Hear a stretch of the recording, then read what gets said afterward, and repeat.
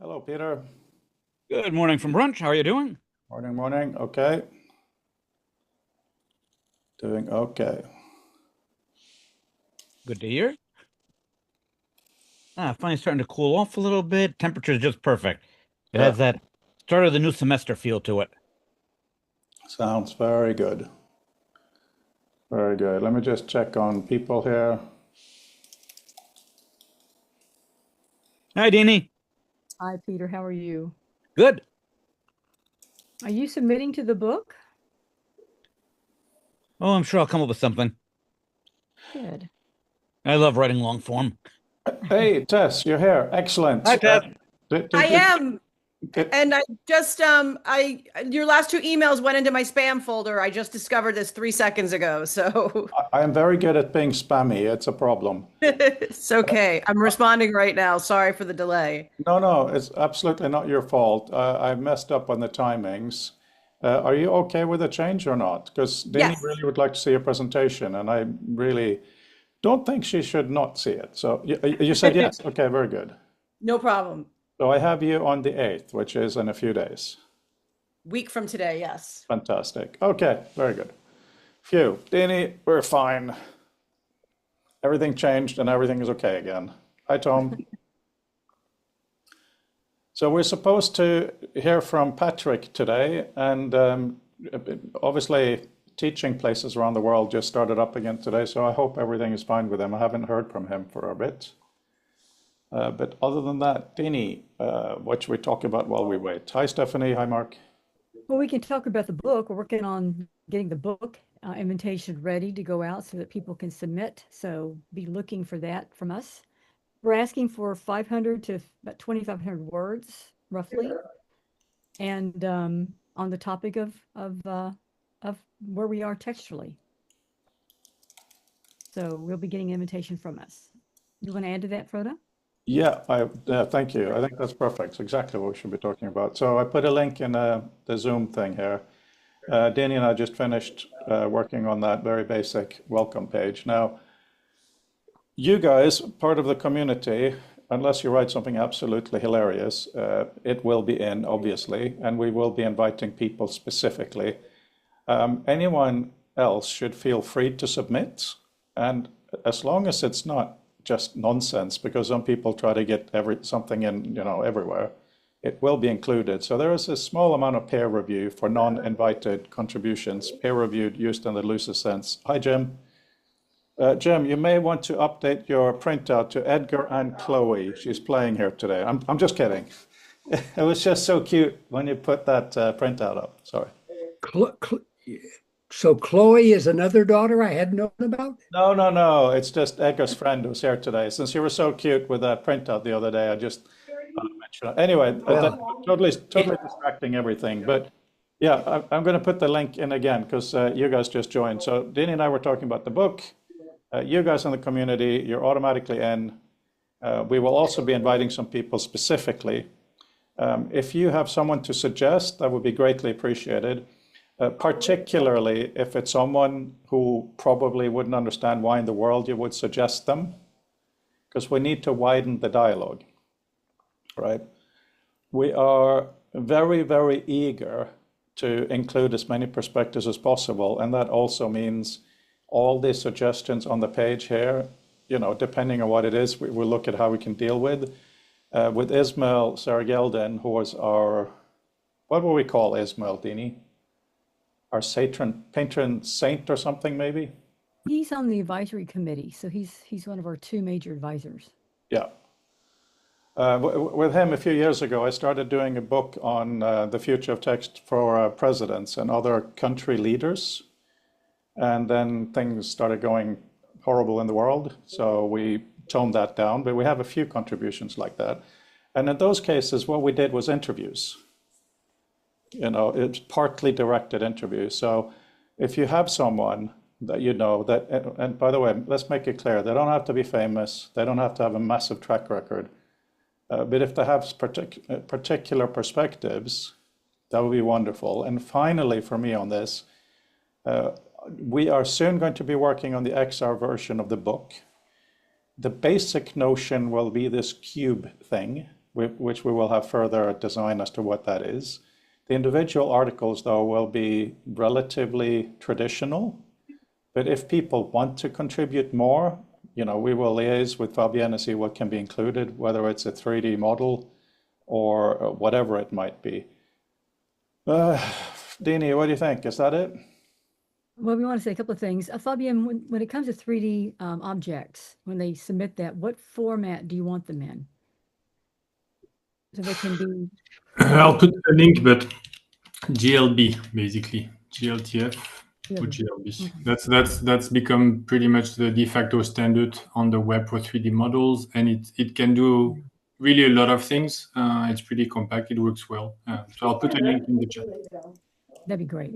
That's what we use in our program, but I wasn't sure if that's what you're using for the book. Okay. The page has now been updated to reflect that. Quick question. Timelines, deadlines? Oh, Dini, take over, please. That's two questions I know. But Well, we imagine that people are going, from my perspective, last year we went all the way past the conference because we needed to let people have time to finish out because a lot of people that come to the conference also submit their papers. So it becomes like a series of proceedings. So we need this done. We need it to us by the end of November at the latest. So the ideal situation, to add to that, whoever is coming to the symposium, it would be good if you know what other people are talking about. So we would like to have your articles at least a week before. And that means we have a more, not coherent, we know more stuff when we're going to the symposium. However, the publication deadline for the book is the 31st of December. I'm saying it partly as a joke, but the thing is the book needs to be out this year. So that means we need to do all the editorializing, all the tidy up, all of that fun stuff. So please don't let it go to the wire. Of course, this won't be the official date that we'll be saying, but the earlier means better shared. But then, of course, if you come in a few weeks after the symposium and you want to cite someone else in the community, fantastic. Can I ask a favor again, Frode? I'm looking at, I think we want to make this a little bit easier to get to. So can you now put the Future of Text Volume 6 on the Future Text Publishing page? Absolutely. Volume 5. I mean, we want this to be easy. Yeah. No, I mean, it wasn't public until we went through it now. I'll do that this very second, minute. Thank you. I put it at the top, right? Well, you've got the books listed, the annual series, 1, 2, 3, 4, 5. Should be 6, and I see volume 5 twice. I think you want to have volume 1, volume 2, volume 3, volume 4, volume 5, and then volume 6 would be the one that we're working on now. Yeah, I'm also putting it in a,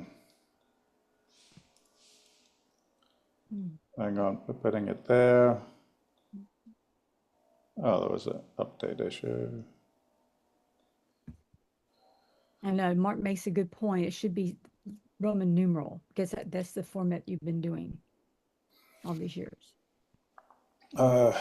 Yeah.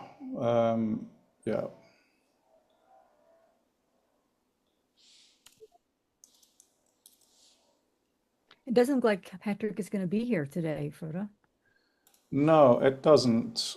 But I'm very grateful everyone is here and we can work on this. Hang on just a few more seconds and you can all see if you approve of the way it's done. So now, just on the front page of the Future of Text, Future Text, hang on, sorry. I'm going to put this link into the chat for us. Yeah. This is the link people are going to. Oh, sorry. Right? So it should be that one. And then if you look at the books, you have volume 5, volume 5. There should be volume 1, 2, 3, 4, 5, and then 6. And 6 should have our current call. Yeah, I can do that offline. That's just dealing with things here. Okay. We've got a great group of people today, so let's talk. We're going to have Tess speaking next week. So Tess, Do you want to give us a little teaser about what you're going to be talking about? Do you want just a topic, just a one-sentence discussion about what we're talking about? Put you on a spot.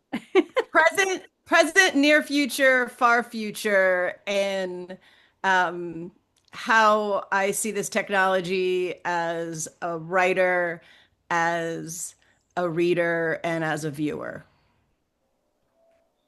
Okay. Yeah.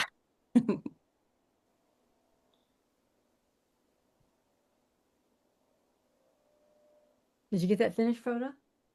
No, getting there.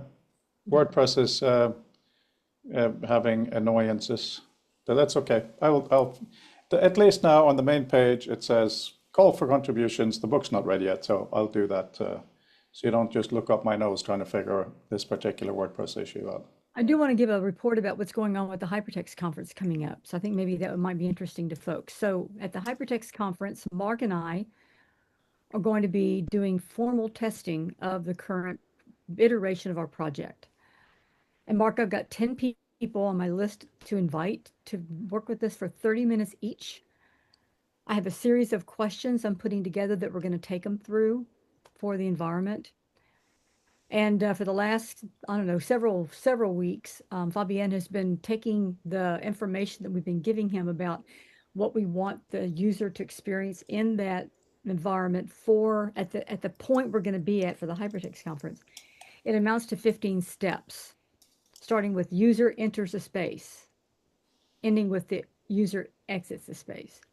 So it's being able to access a library of works, pull out one of the articles from that library, read it, respond to it, pull out another article, move them around the environment, right? We have keyboard, an internal keyboard where people can actually type inside the space.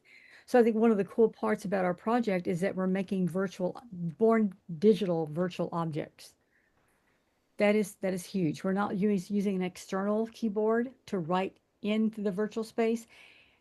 Fabienne has developed a virtual keyboard in the virtual space that we're actually creating in space, which I think is very wonderful. Do that and then move out. So it's a real simple activity. Takes about 30 minutes to test, collect that data, and then we want to polish. And polishing is going to be everything from color schema to text that we're writing. So what does the text need to look like? Is it dark enough? Can you see the contrast? Moving around, is it interesting? Are we using the space in a way that makes sense? Because we're in a 3D space, we want to use that space proactively. And then collect that data, do the polishing. Froda and Fabienne are going to be taking over from there and building out in other areas. So doing some other interesting things outside the annotated bibliography project, which is what we promised Sloan. So we're looking at a lot of other things to finish up the last few months. So when I get back from Hypertext, we'll have 3 months left and then the project's over. So it's been a year and 9 months we've been working on this project. Dini, I got an email from Patrick asking when he's going to be presenting. So I said, now please. So let's see if he can make it. And over to you, Tess, and then I'll continue with what Dini was saying.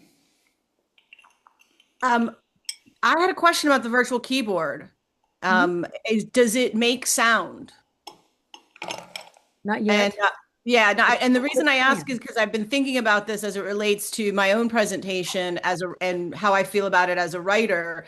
And I do think that one of the issues writers will have with working in a virtual space is we are very used to both the tactile thing of punching keys as well as the sound. And I think that that's come up as issues where you can get a keyboard that'll make a sound like an old typewriter. I think that's been a thing around for a while for people. So I just thought it would help, I think it would help writers if at least the virtual keyboard makes sound when you type it. Yeah, I agree. That's part of the interactivity, right? We want some sort of response to what we're doing. And you might remember back when the gas station, the gas fuel tanks, the first kind of digital ones, and there was no sound. You'd like key in your your number for your card, and there'd be no sound. And you keep keying in and keying in. Finally, they realized they needed to have like some sort of auditory response to what you're doing. So now when you do it, you hear boink, boink, boink, boink, boink. That came about in the last 20 years. So I have to admit, when I hear people typing on their phones with the sounds, I think that's suboptimal, let's put it that way. First of all, I don't know if you're all familiar with this book.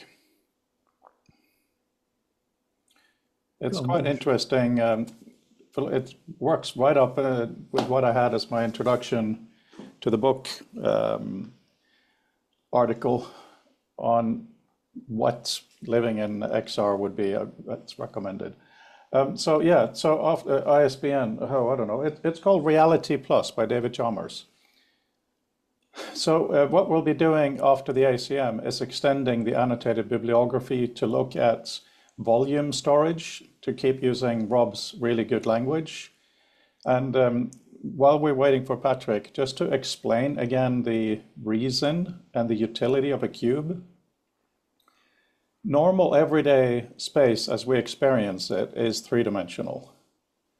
There are, of course, other physical things to consider, but it is. So it's quite a understood thing. And when you then have an item in, sorry, Brundle's coming in. Just update Brundle. Where is it? Hi, Brundle. We are ISBN of the Reality Plus, I think Peter was asking. We expect Patrick to be in a few minutes, Brandel. I was just updating people of where we are expanding the annotated bibliography to. And the notion of the cube is it's not to box things in, it's rather the opposite. It's to provide frames to help you organize your information, because it's really, really easy to make it messy when you can put anything anywhere. So we are looking at extending it by using the notion of a cube where you can have as many or as few frames or sides visible as you want. You can turn all of them off. And the way we're looking at the default view of the books is just using two frames, where one, the dimension that goes away for you is the date. So the current book will be at the front. Each article will be tiny.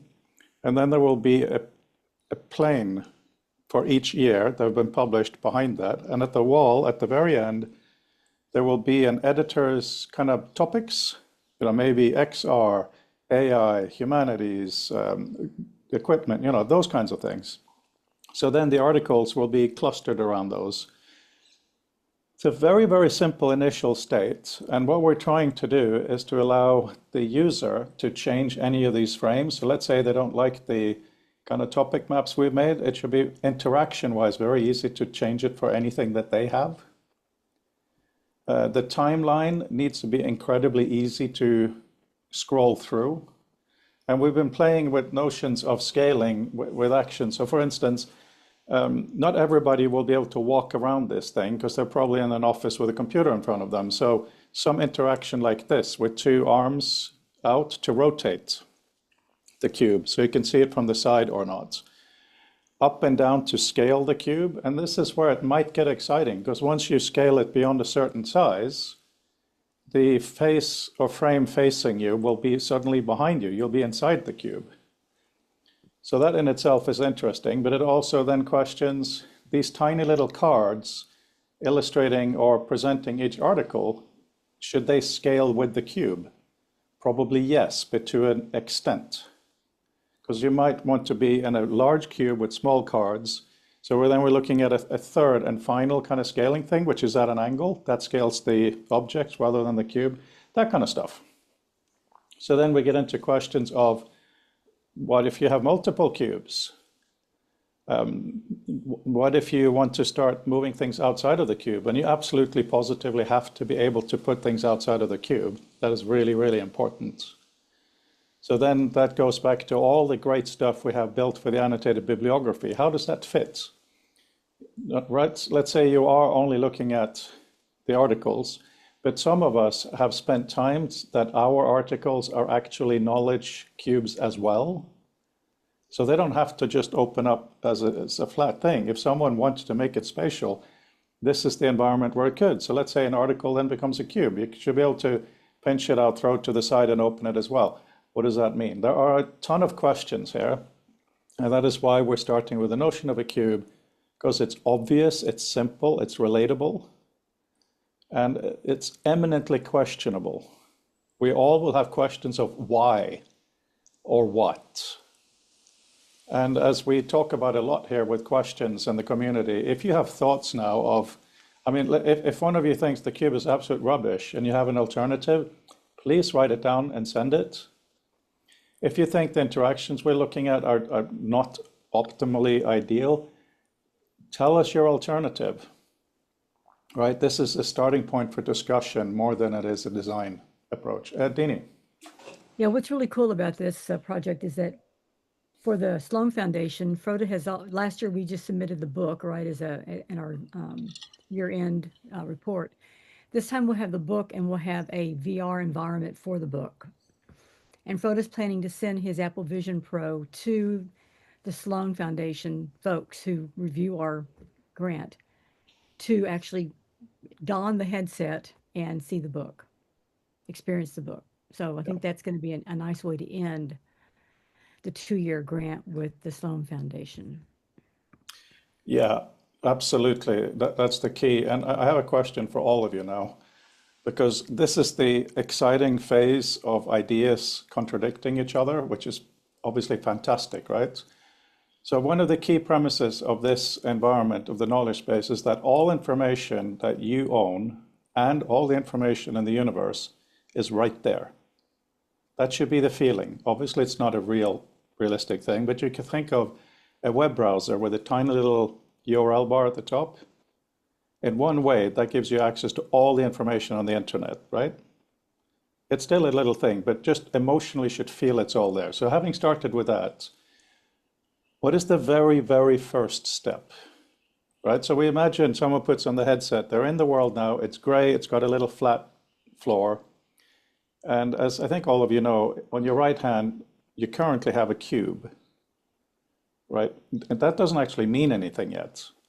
Should it be that you kind of flick your wrist and the cube from your hand is now in the space as your home cube? That could be cool, but what does that mean in relation to all the other information? If that home cube is Peter's ultimate library, maybe the different sides could literally, very, very skeuomorphic, literally be rooms. Maybe one of them has your favorite things, right? But is that the right approach? Maybe not. Maybe you go in there and you're in another environment. Maybe you have a wall of cubes.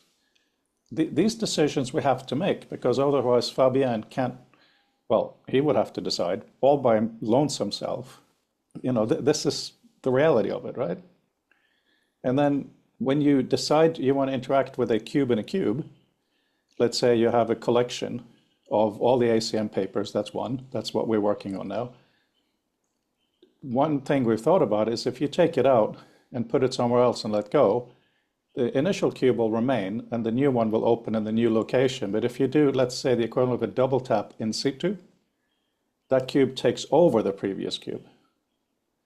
So it's kind of akin to clicking on a link or clicking for a new tab, right? These spatial issues we can now experiment with. And when it comes to a knowledge object, we don't want the cubes to be just containers in the in the journal level. We want them to be also article level. And we've talked a lot over the last year and a half about what that might mean. And now we need to make some decisions. Should we have headings on one side, references on another? Maybe, right? Maybe things are stacked behind them. Maybe they open wide. That gets to the reading stage. The reading stage is kind of divorced from the cube because it literally comes out of it. And then the final stage, of course, and Fabien, don't freak out. We're not saying you should code all this by December. But the final stage, of course, is a re-examining of authoring. As Dini said, we have a keyboard in space, which is just super cool. It is, of course, a lot slower than a physical keyboard, but that's not always a bad thing. That can be a very powerful thing to slow down your thinking. And on that note, hi, Patrick. Hi, Frode. How are you? Oh, everyone was getting pain in their ear from listening to me going on about QB stuff, so we're all very happy that you're here. Oh, okay, okay. So, yeah, I really worked out. I really worked out the time incorrectly. So I have partial notes, but I can talk about what I'm talking about. Good. Okay. I'm just going to finish. There's some questions here, and I'm going to hand Sure, sure, entirely sure. off to Yeah, you. yeah. Actually, Dini, if you do an introduction, I think that would be really, really good, just to Patrick. Not, hmm but I just want to I say wasn't the prepared to do that, questions but here. I'm happy to.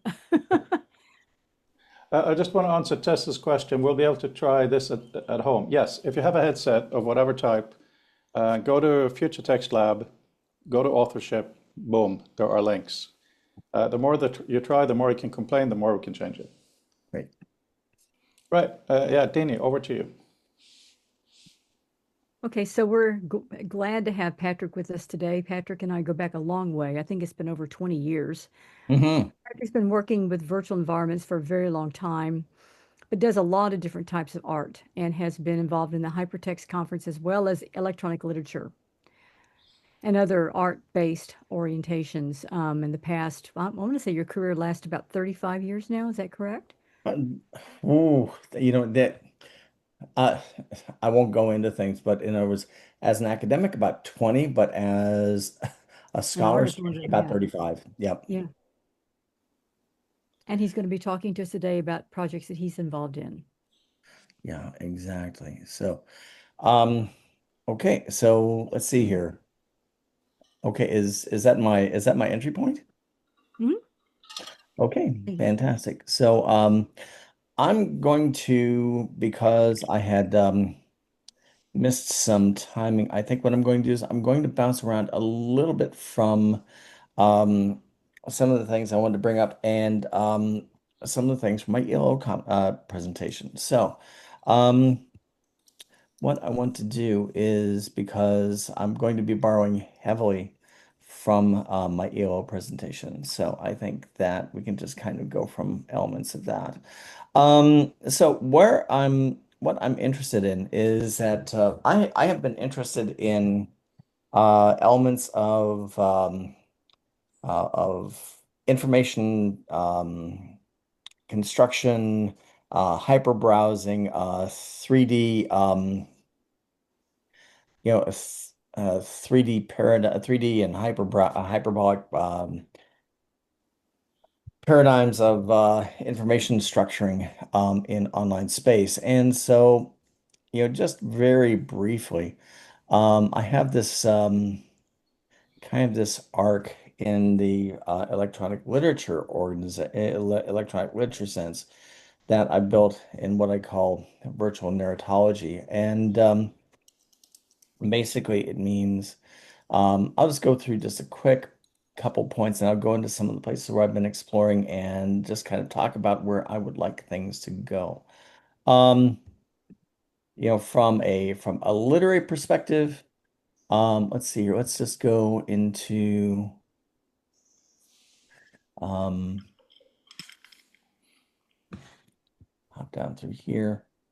Okay. Very interested in people like I started a long time ago with Joseph Frank, his ideas of spatial form, in which time and space collapse down to, like a single day or a single point, going from things like Ulysses and, and Proust. Um, the This expands into um, Stuart Moulthrop, his idea of hypertext in literature, and the thing is, this is nothing new to us. And W.J.T. Mitchell, his idea of word image media as a holistic sort of thing, the idea of like the notion of spatial text, which starts going forward, um, a lot in the work. Um, 1994, this is a piece called Recursor. This is, and I would have liked to have had this structure in a three space, but it was a web piece, kind of a Multhropian sort of work. And it was really just three different narrative arcs um, fractal landscapes, a number of provocations, and just the numerical interface. This was 1994. I was, let's see here, how old was I at that time? I was in my early 30s. And this was basically within 6 months of the web coming out. But before that, along people like Dina Larson, I've been doing things with, oh, let's see here, I think Super Collider and CorelDRAW slideshows to kind of create nonlinear narratives. The other thing I'm kind of interested in creating these 3D spaces for information is kind of like there's a VR and XR as a regime, creating like an order of existing things. Is like spatiality is a structure and that sort of thing. So this is kind of where I'm bring on here. So it's like the idea of how can we expand hypertext as kind of a Mitchellian spatial text. But okay. Hyper browsers and some of these things aren't necessarily new, but where I'm going to get in here, I'm going to hop over to a couple other images that I've been generating. Xanadu, not news. Perspective view. I'm not sure how many people are here are familiar with this, but I think things that we're going to wind up getting into here is probably NaviHedron and Noodlebox, and where I'd like to go forward with that.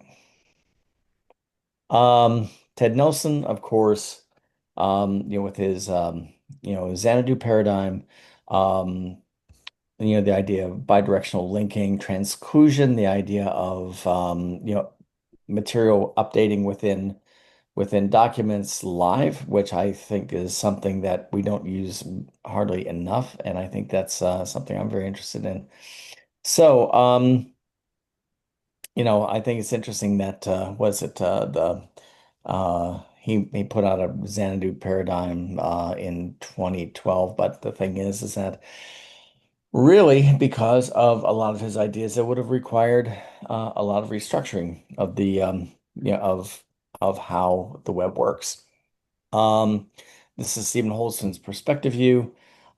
This is something else that I think is really interesting for XR is the idea of flying through information spaces. So in other words, and the other thing is that you would go up to one of these and it would open up and you would also have recursive pieces of information as you went in. It was almost a fractal sort of space. But this also goes back to Nelson's ideas of transclusion. In other words, these things could also be transclusive spaces. You could fly into something like this, this Bill of Rights, these spaces would open up, and these spaces could also be Lexia, that could also be, transclusive pieces of information that could be updating, in real time, which is another thing that's really interesting. So, by the way, as just a quick intermezzo, what I want to do is I'm putting out kind of these ideas, kind of these building blocks that when I talk about where I would like to see things go in XR, I'm going to try to put some of these things together as kind of a provocation for what I would love to. I'm hitting my 60s and I would love to actually be able to see some of these things happen in the way that I see them. So now these are some things that I'm really interested in. Roy Stringer's NaviHedron. Roy Stringer was this was in the late 90s. I met Roy in Liverpool when he was head of Fact UK, and he became kind of a mentor of mine for a while in regards to my spatial narratives and online spaces and that sort of thing. And he ran a group called Amaze UK, who also Paul Brown's son Danny was one of his associates and did a lot of award-winning work. But what I thought was amazing about this is that he had this, and a lot of this was Flash-based, of course. So he had this this interface technology called NaviHedron. And so the thing is what he felt was, here we have the root node helicopters, and then we wind up going over here to from Russia to Doors music, probably going and associating with Apocalypse Now, Americans, and let's see here.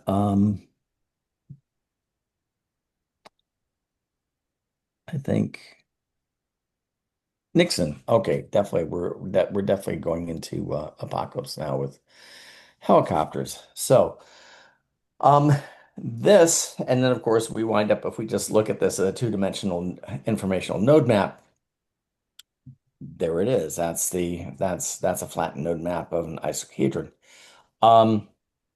So what he thought was, we could have root nodes of information, build these out in associations, and then be able to turn the icosahedron to make very complex relations. We can see what some of the limitations are in that these relations, have some pretty tight constraints. I think that he was working things out where you'd have flat menus, but the one thing that he and I were talking about before he died in 2000 was the idea of taking taking these icosahedrons and basically going and pulling out other platonic solids as information structures to kind of create thought molecules. This was never done. Roy unfortunately died in 2000, and a lot of his work is still pretty much incomplete. But there are people who've been trying to work with this idea. Danny Brown, the noodle box. This is I think something that just begs coming back to things in XR. So this was also at the Amaze UK studio. I think probably at a future electronic literature organization piece, or maybe even in London. Possibly do a talk on Amaze. So what Danny thought about this was a I think might have even been director, but it's the director of Flash.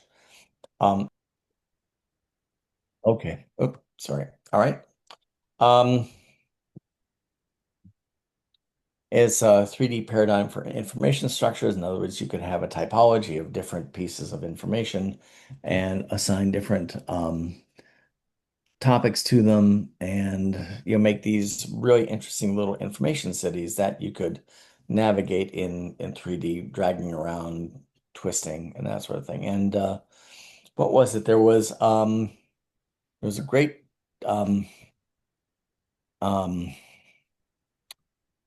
let's see here. My teaching assistant is here. Let's see here. There's a great metaphor for this, saying that a car is a poor metaphor for a horse. It's just basically what happens is that a car is a poor metaphor for a horse, basically with wheels and engine, and isn't living, and so therefore it does not work well. So this moves into the idea of architectural interfaces. For a while, I was doing work with this dynamic mind mapping paradigm called the brain, made by Naturofficial. It's still around, but the thing is that they stopped allowing it to be embedded in websites as an interface about 2001, 2002, and all my work that I was doing with it collapsed. So this was done for a piece that I did for Ars Electronica and the American Museum of American Art, and but as I said, they're a little bit less structured, a little bit like Twine. And then I'll just take a look, give you a quick look at what I was doing with this, and maybe pop forward into some things that I'd like to see. So did dynamic associative mind mapping, narrative meshes, concurrent interfaces, and used in Grasping at Bits, which I did for Ars Electronica, and Sprawl that I did for the American Art Museum and at the Smithsonian. So this is Grasping at Bits. This got an honorable mention at the 2001 Golden Nika. So it was basically piece of work on intellectual property and tactical artists and the conflict they have with corporate entities. And so what I wound up doing, and just think back to Stringer's flat map of the icosahedron. So in the middle here, you had a topic that was part of each of these four color-coded themes in here, which were all, all color-coded in the text. I also had JavaScript pop-ups. So the thing is that you would go and you would click on one of these. This would go to the center, and then all of these different themes would pop around and basically reconfigure based on the informatic map and nothing linear.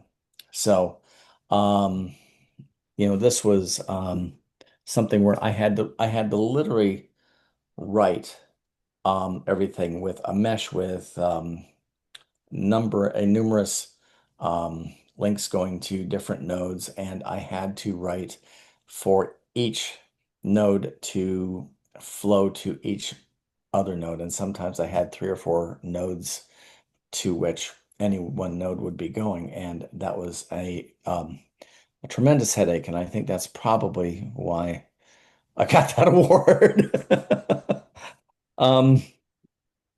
The second one, this was a hyper documentary in which this interface here was like Google Maps, and that basically you could pan around, and each of these dots was one of these 360-degree panoramas that was done in in QuickTime VR. So what you had is you had this information structure that was basically spatial in terms of a map that you could navigate, and you could basically zoom in on each of these. But and this would bring up a screen like this with footage of politicians, urban planners, residents of my home area of Northeast Ohio, which was undergoing sprawl. So this award for the New Media New Century Award at the Smithsonian was basically talking about the changing American landscape. So this was an entire hyper documentary about urban sprawl and such based on this interface. So the thing is that I'm not quite getting up to XR yet, but these are all structural conceits that I'm thinking about that would feed into it. So that's that. I'm not going to go too much into that. A lot of geolocative AR. I'm just kind of thinking here. Kate Hayles, embodied virtuality. The one thing that I was thinking about here in the future is a narrative as an embodied cognition. This is one thing that I really like. That's been happening with Dini and the XR work being done at the Next. And the thing is that this idea of once we are dealing with these chunks of information in real space, this resists this disembodiment with ourselves and text like we might in 2D. And so Aaron Manning, another colleague, basically the idea of the along the lines with Hayles as well, the idea of information cognition being based on our embodiment, our sense of our body, etc. There was communication is something that cannot be done without this flesh and blood thing. And then Espen Aarseth, ergodic literature, basically the idea is that in XR we are performing things that are non-trivial gestures. And the thing is that we wind up moving through these spaces, having this sort of tactile agency with them. And this is what I think is really exciting about this. So let's see here. Another person I really love a lot is John Underkoffler with the Minority Report interface, which actually existed in a sort. I saw it at the Sundance Festival New Horizons thing. It was his video editing suite in which you could grab pieces, bring them down, move them around using this same paradigm that he used, for Minority Report. Once again, this was something to me that inspired me in regards to the idea of what we could be doing as haptic interfaces. Okay, this is now starting to go pointing towards things that I would like to see. This is something that I did for electronic literature organization. This is something that was a VR headset piece. I call it the Ireland Project, and this is kind of more of a macro view. What you see on the left is actually something that I used as the structural conceit of this labyrinth that had numbers of pieces of text, etc. But it's also a Kufic Farsi representation of my own name that my wife, partner, collaborator, Nagina Etasabian did for me in Farsi, and it goes from left to right. And if you wanted me to point out the letters, I could.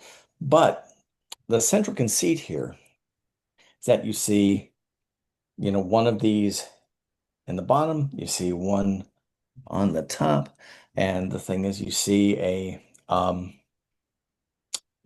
stairway, and this, as well as a number of other experiments that I was working with, this dealt with the notion of gravity as a narratological structure.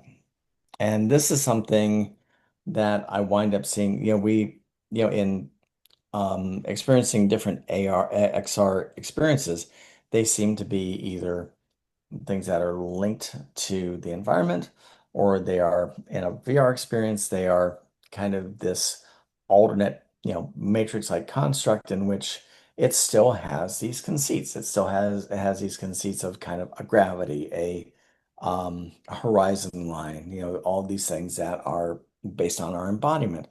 So what I was looking at here is that what if we look at the idea of gravity as a narratological variable? In other words, if we go someplace, suddenly we wind up like in that famous scene with Fred Astaire, or Memory Remains with Metallica. In other words, we wind up having the entire architecture wind up having a different neurological structure based on gravity. Suddenly you go here, suddenly you are, standing on the left wall or on the ceiling, etc. And then that changes your point of view, and then changes the way that any of the information that you're dealing with is read in the room.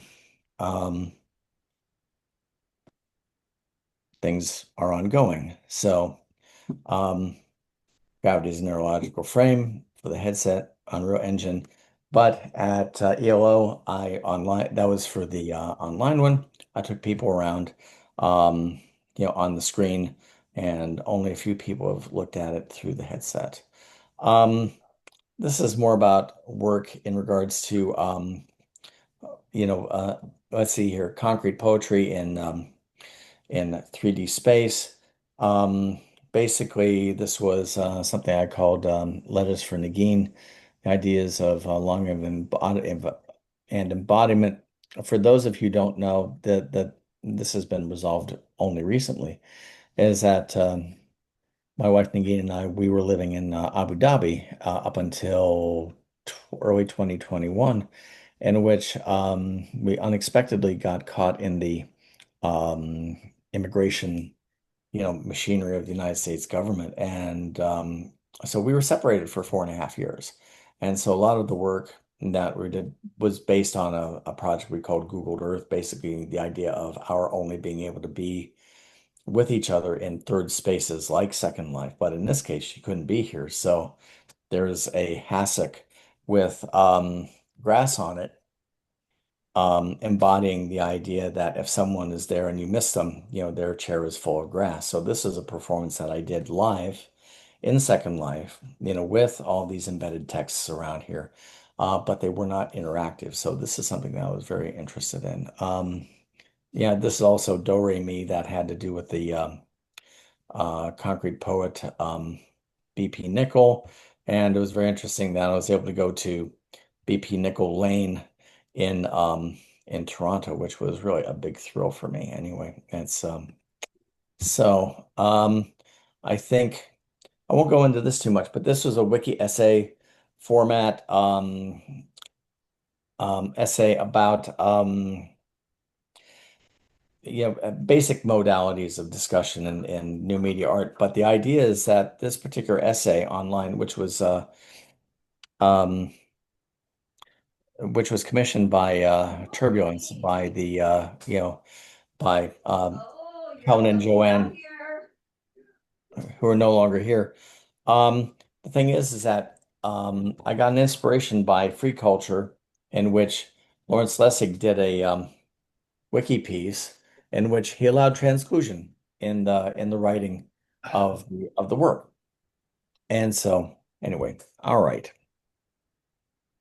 So let's just go forward. And so what I want to kind of talk about here, and I don't really have an image for it, is that what I'm interested in is taking these particular ideas and taking them into 3D space in which we have texts very much like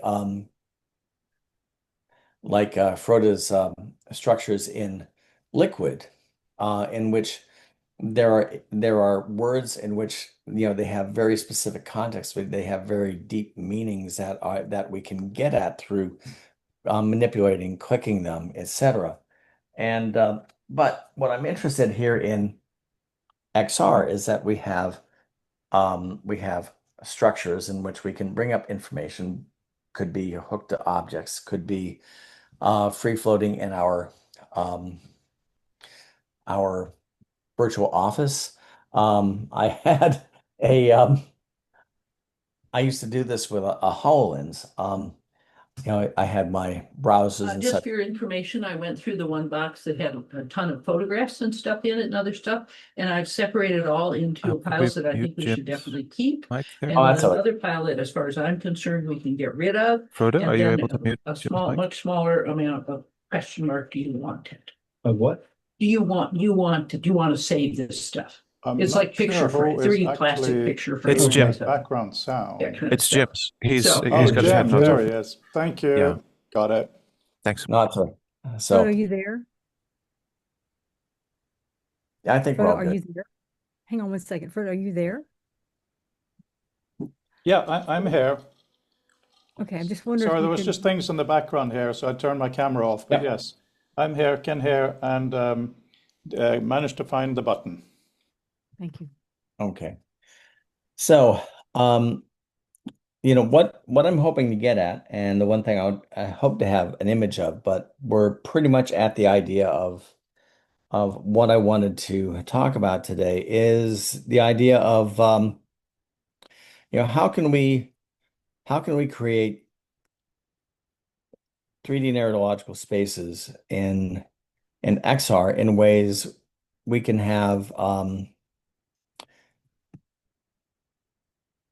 these kind of meaningful interactions with structural, almost sculptural, texts in XR in which we could let me see if I can talk about this directly enough so that you can imagine. So imagine if you have some text that comes up from an object or that's in the space.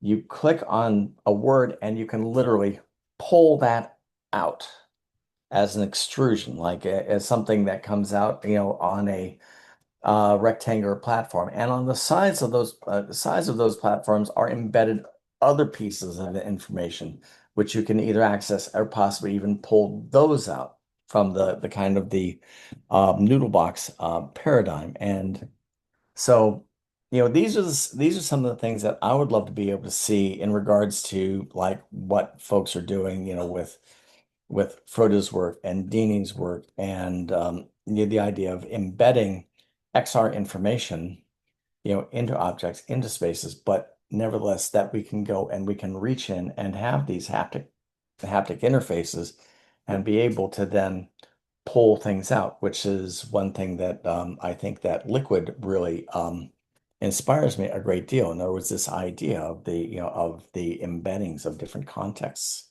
within all the information to get things like, footnotes, things like bibliographies, all these things from it. So, um, this is actually, um, what I wanted to talk about without quite so many images. So I was wondering um, you know, whether you think that this is some interesting thought and how we could have some discussion about it. I want to mention that Mark put into the chat, he said, lurking at the edge here seems the affordances offered by non-Euclidean space. We've been talking a lot in the past about that. Trying to stay away from schematic design, skeuomorphic design, and move into something different. Completely. So the one thing with non-Euclidean space and skeuomorphism is, that's really interesting, is that between the kind of, almost like a Stringer Brown sort of, spatial interface design that I'm thinking of still operates, within rectilinear space. And the thing is that this idea of going into non-linear, non-Euclidean space and dealing with issues of skeuomorphism, that cracks that open. That's a really interesting idea. So now the thing is that can interface paradigms like those of I think the NaviHedron, I think the shape-based structures, I think would probably work pretty well, but I'm just wondering how well Noodlebox, the kind of Noodlebox sort of structure would work. I think what's interesting about the work you've shown is the notion of re-embodiment, right? This is what, I mean, this came out of feminist rhetoric, or what we call techno-feminism or cyber-feminism of the late 90s, early 2000s.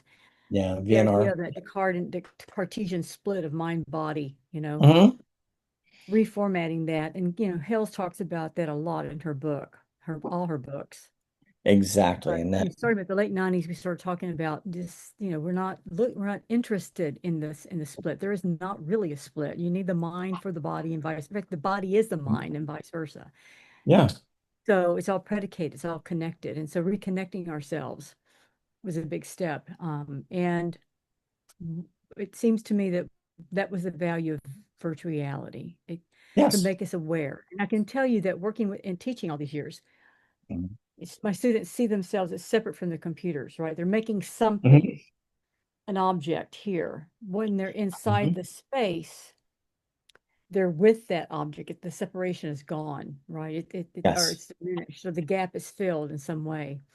And I think what I like about the project that we've been doing with the future of text is the idea to make born virtual objects with that keyboard that Fabian has invented for us. That changes everything. Yeah. We're not bringing things from the outside to populate. We're so used to importing and exporting. Or now we're inside this virtual space. And that's a step. That's a good step in the right direction, I think. And I think really Hayles and Manning have been so influential to me in regards to everything I've been trying to do is in the notion of virtual narratology, and the thing is also you and the idea of I'm looking now at these things as artifactual space, whether it comes to be like an annotation or an object or something like this, and looking at it then from the Mitchellian whole, and seeing how this creates narrative and meaning. One thing I'll also mention, then we'll turn this over to everybody else whose hands is up, is Roy Ascott's work. Of course. With the telebody, right? And telematics back in the late 60s, right? 68. Which by the way, over in this closet over here, I have 4 slow scan transceivers that that Roy tend to work. He didn't work with those specifically, but people like let's see, Robert Adrianax, Roy, bunch of people over in Victoria, Hank Bull, that sort of thing worked with. And I've got a whole bunch of working ones here that, I'm trying to get running for a bunch of new projects. Now, I've been doing research in that area for about 15, 20 years. Yeah, So and I cool. encourage everybody to read the Telematic Embrace. Yes. Schenken did a book about Roy's writing. Does a really nice introduction, about 98 pages of introduction of Roy's work. Then republishes Roy's essays. It's a really fabulous book, but the notion of the telematic embrace, bringing us together with the technology. Another interesting project was Elif Ayatzer in Second Life. She did there was a piece that Roy did that was originally a printer and text piece called Le Plaisir de Texte. And the Yes. thing is, but Elif did it in Second Life, in which the text was coming up and spewing around in Second Life, which I think it was a really kind of interesting piece and really something that really influenced me a great deal. I think I misspelled his name, but I'll get the book right here. I'll pull it up. Mhm. Tom's hands up, and then Mark, and then Foda, and then Leon. I'm gonna Great. get the book out. Yeah, real quick, I just had a couple of observations, and it's come up a lot in the chat. Sure. Sort of riffing off of what you were saying, but also just sort of thinking about this concept of narrative structure in a three-dimensional world. I think one thing we tend to overlook is we get fascinated with the expanded capabilities of a 3D world over a 2D world, et cetera, Mhm. is that we don't just have 3 dimensions. We have 4, maybe even 5 dimensions that we Sure. could work with. I mean, there's time that I think a lot of times get overlooked in terms of looking at that as part of the narrative structure, that structure changes over time, and that you walk through like you're walking through a museum, that your temporal sense changes as you go through different rooms and experience the art and things like that. Yeah. And then the other thing is layers. Yes. And the idea that you can explore downward and upward in a way that is difficult to do in a real world environment, because we tend to only be able to perceive one layer at a time. In most people, at least. Exactly. But that idea as well. And I think one of the things that has kept us from doing that over the years has been the complexity of the construction of those artifacts. Mhm. And I think one of the things that excites me about this project, as well as stuff that I'm working on to sort of connect into this, to think about that, is this idea that you could use AI to make those connections more efficient, and therefore you can make it more doable to create all of these different layers. And then that really explodes the narrative structure in a way that, goes all the way back to Vannevar Bush, but, this idea of, breadcrumbs and so on and so forth. But yeah, I just wanted to throw that in there because, I mean, I think a lot of times we get stuck in this, okay, we've got a 2-dimensional object and we're blowing it out to a 3-dimensional object. Yeah, okay, but we're not really shifting the paradigm there, right? We're not really shifting the narrative paradigm when we do that. Well, do you think in this conceit that I was trying to talk about, in regards to, like, say, for example, pulling out a word or something like that and pulling these other things out. In other words, this is just another volumetric notion for layering, perhaps, right. Or and that sort of thing, or pulling and going down into a tree and things like that. So that's I just kind of wanted to try to make that connection.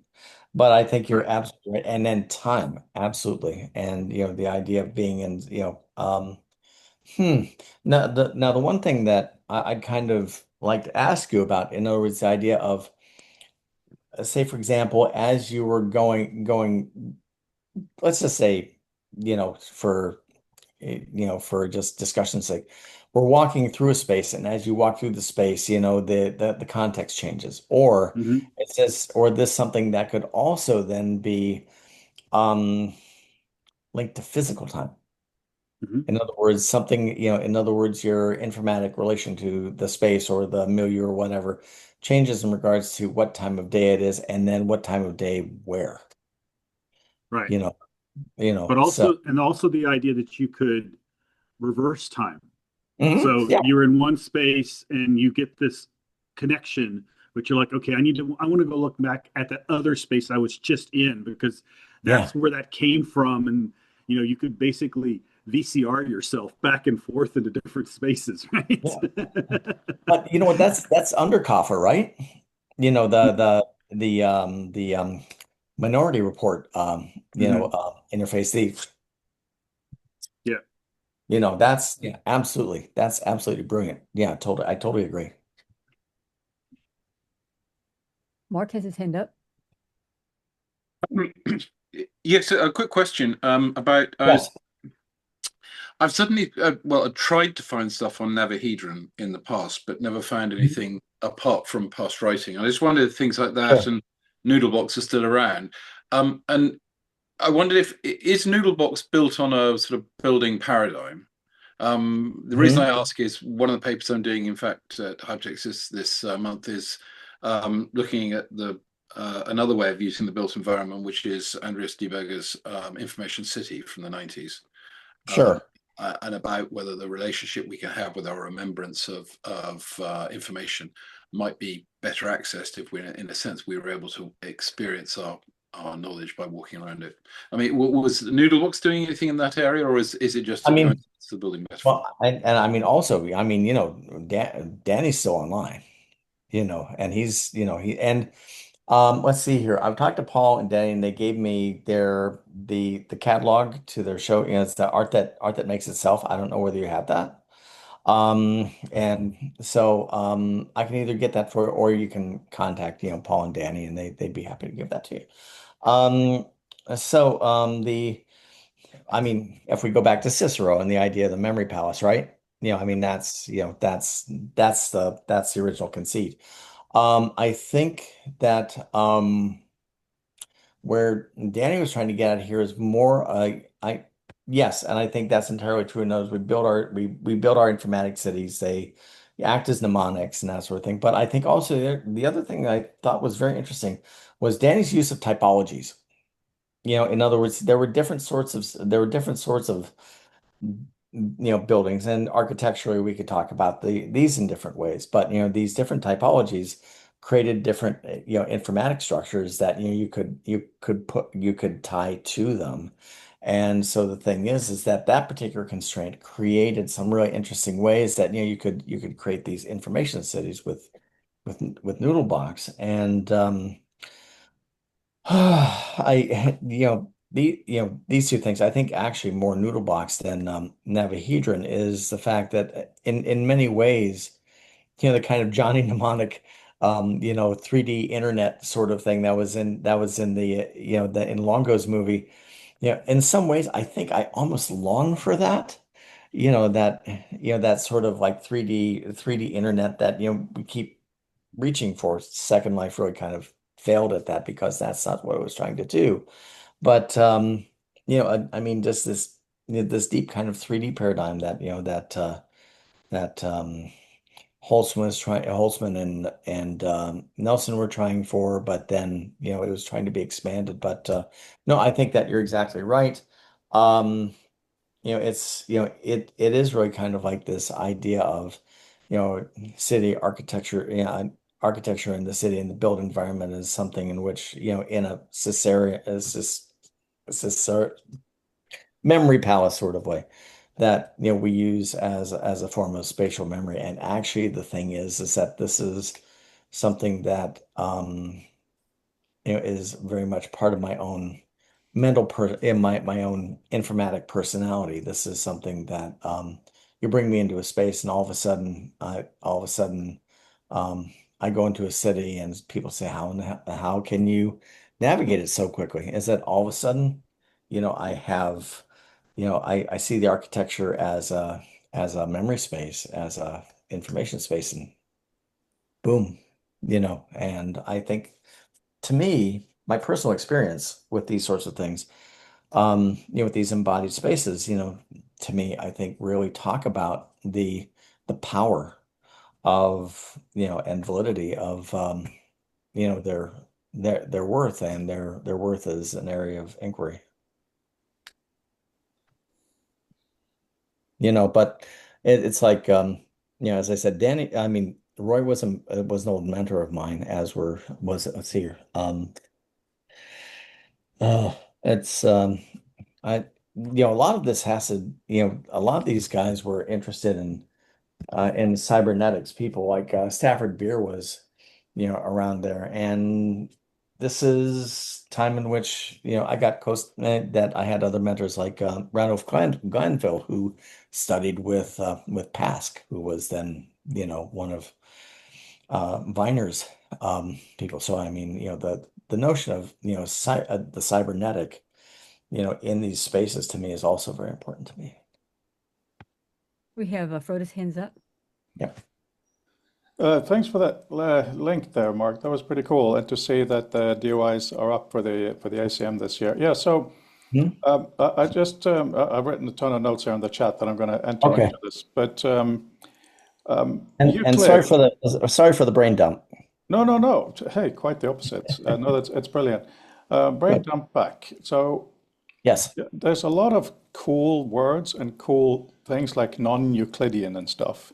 Yes. I think we should be very, very careful with that because of two things. First, when we enter XR, we still have two eyes Yep. in the space, two or one eye, right? So, just so you don't think I'm being funny, when I entered after Brandel pushed me into XR, one of the first tests we did, Fabian taught me how to use a Mozilla modeling thing. So I put a information card up, and had to connect it to another one with a line. I was shocked how awful that was. It was very unpleasant. It felt like a kind of a washing line was in the room. It wasn't nice. I think that is really, really, really interesting because we enter embodied, obviously. And this isn't the real world, but a lot of the yes, Mozilla Hubs, exactly, Fabian. A lot of the real world stuff is in us, like gravity we have, stereo, all these things. So I think, I feel that we should really embed ourselves in that, but not be limited, because our language can very often be contradictory, which is great. We're at that kind of invention in history, in human history. We talk about like a memory palace / library, and then we talk about non-Euclidean. Just to magically extend things, like the game Portal, you put a hole in the wall and you end up in another place. That's fun. Yeah. There are many fun things we can do. And even in the simple things we're working on here, if you have information in this shape, there's no reason you shouldn't be able to suddenly turn it into that shape and so on. Yeah. But is it useful? I half think that's an important question, because I do agree with you very much, Patrick, that the philosophical and artistic side of it is really, really important too. I think there can be a lot of value to entirely useless stuff because it helps us think, right? Right. So but let me jump in just for a second, as I think I want to make my hand is not down, by the way, but yes, jump in. Oh no, I'm just sorry, just conversation. I'm just saying it's like I think I want to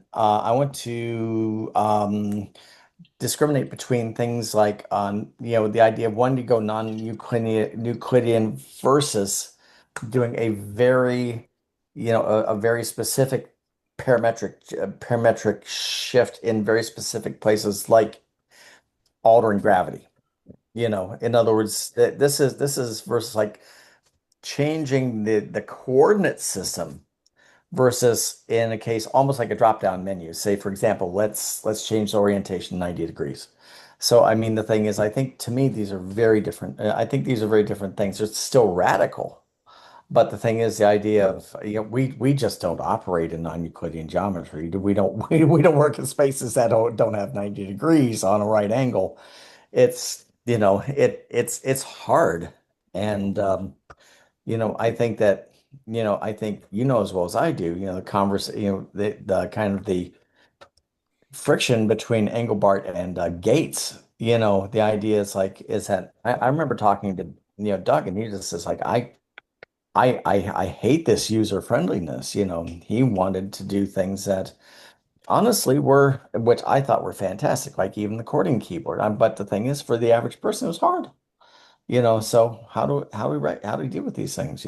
A lot of that is where the power lies, because Microsoft products were certainly not useful, but they were useful for the technical department and companies. So that's a very interesting discussion. But on this particular point, I'm just concerned about the language, because Dini says, what does seeing have to do with concepts like non-Euclidean space? What I mean is just the world is presented, at least in the headsets, as basically it's a flat space pretending to be 3D, right? Let's be obviously honest. So it depends on why we're asking the questions. If we're asking it from an artistic or commercial point of view, there are very specific constraints to what we can do.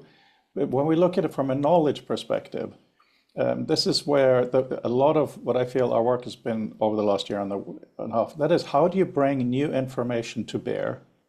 How do you see relationships? And how do you get rid of stuff temporarily that is clutter?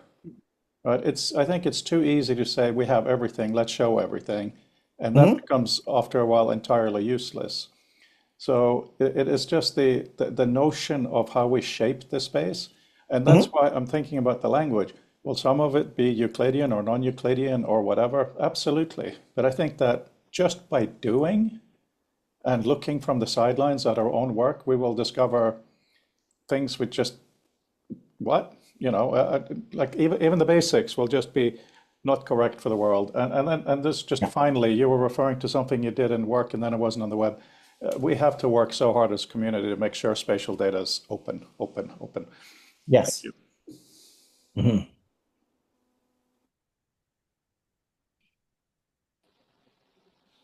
Leon, right. yeah, thank you for your patience there. Yeah, no worries. Yeah, first of all, thanks a lot, Patrick. It was very insightful. Also, the Ireland project is very cool. I'm actually also working on something similar where if you have a 3D model, you can basically teleport to somewhere standing like this, but also standing like this, because yeah, that's a very interesting way of experiencing the same space, but in a completely different way. There's so much cool stuff to discover there. And another thing I would like to riff on a little bit is, this is it useful kind of thing. I was thinking about the beauty and the dangers of sort of structural navigations. And I was thinking that if you compare, let's say, NaviHedron or like a cube with nested information inside, if we compare it to a zip file, I could imagine like the same problems I have with a zip file. It might be another opportunity to solve it. For example, like I have two problems. Like, is a preview? What is a good preview for the, let's say, simple user who doesn't want to be overwhelmed? And the second one is basically a filtering. And I was imagining like it would already help a lot if, for example, if a zip file would have a thumbnail. Like they never have a thumbnail. You don't know what's inside. And then, so I can imagine that this sort of structure, it could sort of preview something without, completely loading in everything, because then you kind of run into Ted Nelson problems where performance is going to be a problem. So I can imagine that some kind of dynamic preview or algorithm or AI could maybe present something which is useful to that user of what is inside that object, something useful for them. And maybe based on some kind of global filter, like usually when you search in file browsers or in G Drive or whatever, you have some filters like I want to see video objects or I want to see pictures only. And maybe if that could be like a global preference in this VR environment, then maybe that could help the preview of this structure to really present something which is useful to the user and not overwhelming. So yeah, that was something I started to fantasize about. So thank you for that. Yeah. Okay. There one on the first point, the idea is that if are things like the use of things like local gravity important. And where I got this is that I did research with the biochemistry department at Bowling Green University in my graduate degree. In my graduate days, I did my MFA in VR and and critical theory and informatics at Bowling Green State. And so what we were doing is that we're taking segments of, for RNA, looking at the work North Carolina in the idea of doing virtual reality and RNA docking and that sort of thing, which is now fairly old, but this was 2006. So what, I was trying to do with our group was basically have it so that you could walk on the terrain of that particular DNA that RNA structure to get kind of a look and feel for it, so that you could almost feel the structure, feel the surface of one piece of RNA versus one piece of RNA, another one, so that you could almost get the idea of almost having the 3D models as 3D prints, and then trying to try to wiggle them, try to wiggle them in place. We had um, some success with that, and I think other people went on with that, but I'm not sure where that went. So you'd go around the molecule, and of course, you'd wind up, standing straight up on one place. You'd walk down the hill, or something like that, and it's a gentle manipulation of that sort of thing. But for that particular experiment, it went pretty well.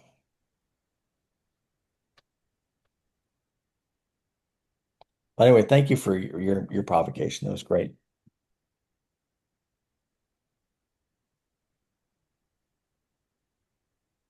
Tess. So Hi.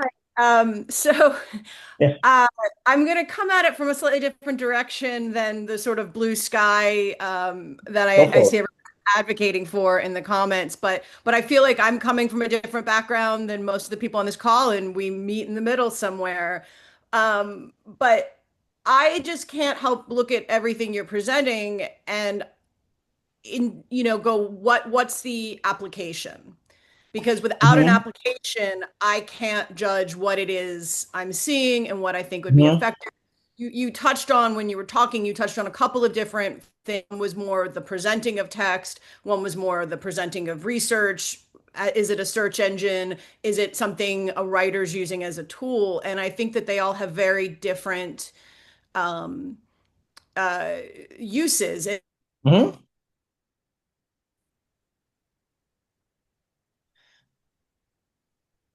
Did you want to say more? Did she lock? Did she Did it lock freeze up? up? I Yes, are you think still that there? we've lost her. We lost video a while back, and I think maybe the call dropped out. Or maybe she's a very good mime. No, I mean, and I say sure. So with some of these things, like with the idea of transclusive text in spaces and that sort of thing. I think on one hand, that gives us the ability to have, real-time updating of information, etc. But of course I'm being speculative, and this is, the space that I often operate in, because, this is my research. But on the other hand, and I'm not going to say too much. I'm going to go ahead and talk about this because I found out there are actually patents on this. So say for example, I was thinking about using augmented reality, with tapestries in a space that are used as decor, but using those as touch capable, information displays, or control surfaces, or whatnot, and everybody using AR immersion, for creating different layers, different interfaces and such, and using basically anything that you could hang a target on, as a control surface, that's or a display, and that's one thing, but that has its own limitations.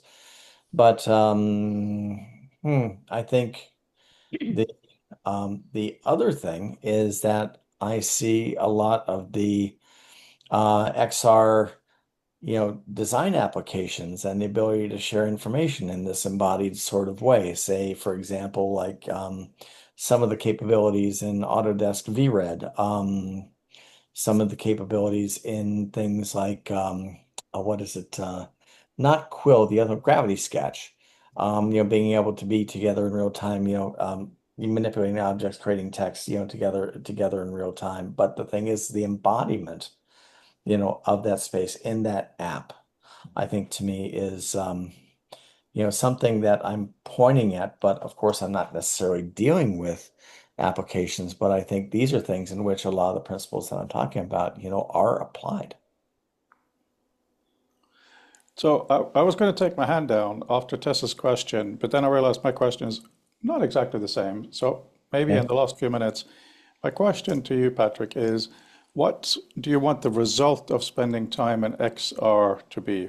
As in, because I saw some of the comments, Carl and so on, saying different things. But so here we have Patrick putting on a headset that in the water community he's been part of creating. It's got history, it's got depth, it's got thought, it's got philosophy behind it. And he's entering as an academic and as an artist.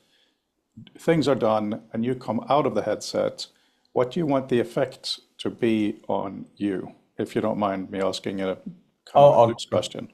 Okay, this is interesting. The inward versus the me facing versus the you facing. I think this is really interesting. So the me facing, I think what I want to do is that I want to try to derive more insights about how I'm constructing information and communicating than I had before. I'm trying to find basically, I'm trying to find um novel uses of affordance, novel ways to, create an experience that I can create and give to you as a, as a touch point for our conversation, like, like the Ireland project, like Letters for Nagin. These are all things that, I'm working with something to try to create new inferences about, this work that we're doing in different modalities, like you're doing, Deanie's doing, all, a lot of us are doing in this space. But the thing is that we come at it from all these different ways. And what I want to do is that I want to try to go in and try to find some sort of theoretical, tangible, embodied, affective, sort of evidence from the making and the researching and the reading and the writing, that it's practice-based research, to me. And I think this is something in my program, Creative Digital Media. It's something we talk about a great deal, but this is where, my work in immersive space, is very deeply tied to that methodology. Wonderful answer, Patrick. Thank you very much. And Deanie will close the conversation. I just want to mention the normal thing. The record of this will be up on our schedule and record page. Please go and have a look and see if you feel you're all correctly represented. Of course, we edit it and look at it. But if there's something you want to add, like links or specific things, please do that. It is a record for the future. So thank you, Patrick, and over to you, Deanie. Yeah, if you're interested in practice-based research, I'm going to draw your attention to Interface Cultures by Summer and her partner Mingyu and Mingyu. And there's an article in here, a really great article by Minotti, who I list in our side note here, that's about practice-based research. Sure. Really, really good. I use it as in fact, when I first took my job here at Washington State University, I had a lot of people in the humanities who didn't think that what we did counted because we didn't do research. You know what? And guess what? And I know people, exactly what you're talking about. people in the sciences also didn't see what we did as research. And so Right. being able to point to Stefan Bonatti's article and talk about practice-based research as a real methodology. Thank you so And much. this book was actually quite useful from that regard. Came out a long time ago. This is 2008. Mm-hmm. But, I highly encourage you use it. Great. By the way, thanks to everybody for this conversation. It's even though I went kind of a little bit off the cuff. Sometimes I think these, sort of conversations are richer than something that's entirely scripted. I'm also a performance artist. I think also this notion of it wasn't that improvisation, but the little bit of improvisation I think brought out a lot of really interesting insights. Patrick, Peter wants a copy of your slide deck. I need to get to my next meeting, so I'm going to say goodbye, everybody. Thank you, Patrick, for being here. Okay, fantastic. Thank you so much. Yeah. Bye, Deanie. Have a great week. Patrick, if you want to share, please email it to me and I'll link it from the page. Absolutely, will do. Any other final comments, insights, poems, anything short? Would have to be a haiku, but. All right. Thank you very much, Patrick, and see you all in a week when Tess had to go as well. Anyway, Tess is getting ready to come to London. She'll be living here for a while. She'll be presenting one day a week. So hope to see you all then. Bye, everyone. Bye. Thanks so Bye-bye. much.